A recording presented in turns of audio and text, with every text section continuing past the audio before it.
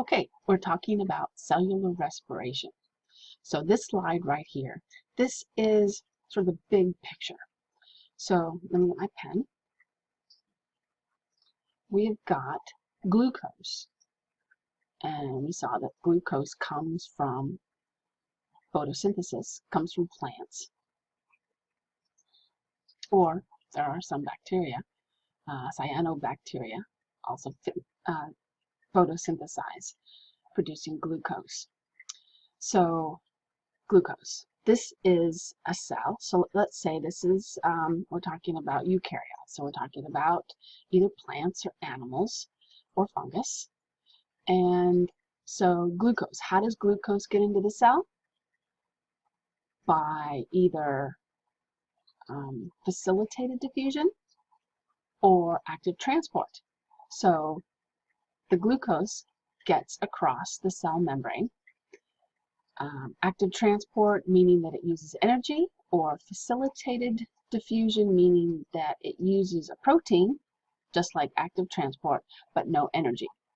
Just going with the concentration gradient. So from a high concentration out here to a low concentration inside. Okay, so glucose gets in to the past the cell membrane. And inside the cytoplasm of the cell, we have the first stage of cellular respiration, glycolysis. And in that stage, we get a little bit of ATP. So we actually end up getting 2 ATP molecules. And at the end of glycolysis, there's 2 pyruvate molecules. Those pyruvate molecules then go inside this organelle right here, the mitochondria. And the pyruvate molecules then join up with a molecule called a coenzyme A. And this molecule right here forms. And we also got some of this molecule as well in glycolysis. This is called a high energy electron carrier. So let's write that down. So high energy electron carrier. Okay, so I'm going to talk more about what those are in a little bit. So high energy electron carriers come off. We go into, so glycolysis is the first stage. Acetyl-CoA is called the bridge step.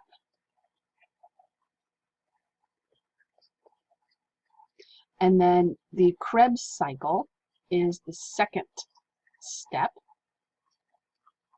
And again, we get some ATP. Yay, that's what we're trying to get. And we get 2 molecules of ATP. That's not really a whole lot of ATP. We get 2 molecules up here, 2 molecules down here. Where we get most of the ATP is in the electron transport chain or system.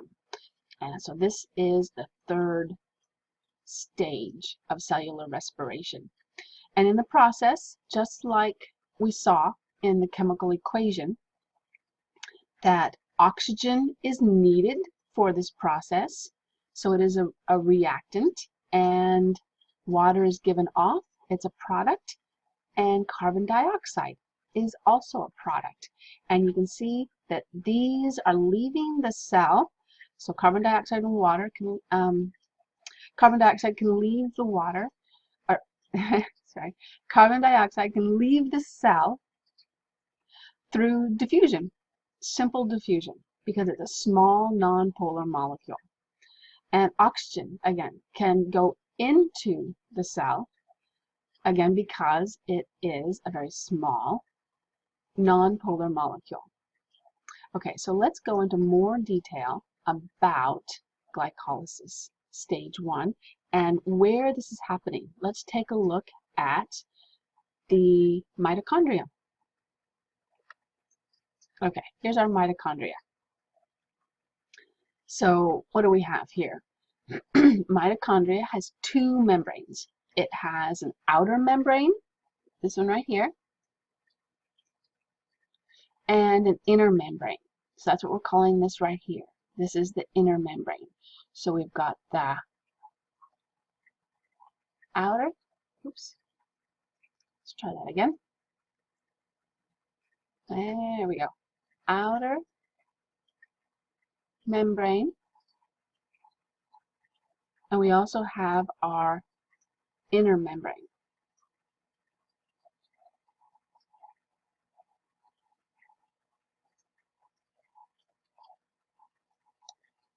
What's interesting about mitochondria is they have their own DNA. And they also have their own ribosomes.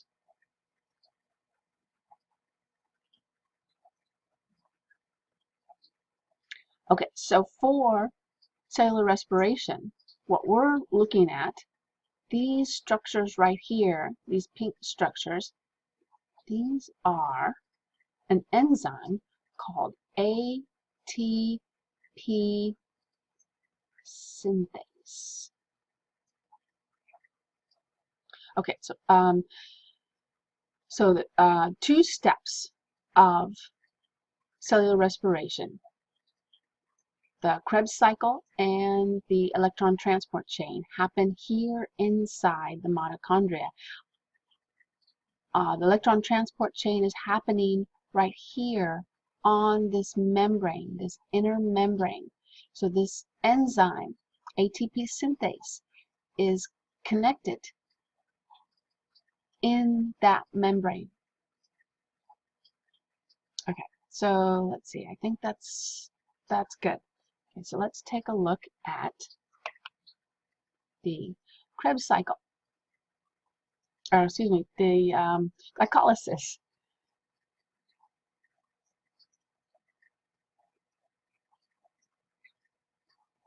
Okay, so here's glycolysis. So we start with glucose, and this is just in the cytoplasm or cytosol of the cell.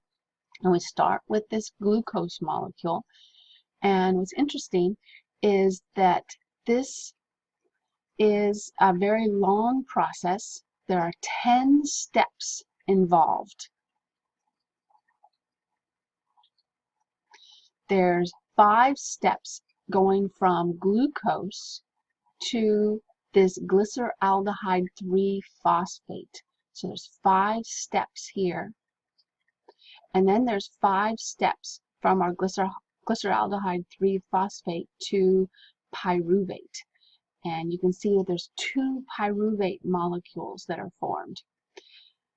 And in the process, each step requires a different enzyme to catalyze the reaction. And in the process, in our first part of glycolysis, we need to input ATP, like activation energy, to get it started, to first break our glucose molecule. And you can see our glucose molecule, very simplified version of it, a 6-carbon ring. And you can see that it then gets broken up into 2 molecules, each with 3 carbons, and then finally in the end our pyruvate molecules have 3 carbons. In the process we get ATP, we get 4 molecules in all of ATP because we have 2 pyruvate molecules, and we get these NADHs are our high energy electron carriers, remember. Okay, so let's talk a little bit about the enzymes. So what's going on with the enzymes at each step? So you remember that an enzyme catalyzes a reaction. So you have a substrate right here that goes into the active site of the enzyme, and the enzyme enzyme helps to catalyze a reaction. In this case right here, it's breaking this molecule up into two. And so basically that's what's happening in glycolysis, is we're doing it in 5 steps. So the enzyme is breaking molecules, it's also rearranging the molecules.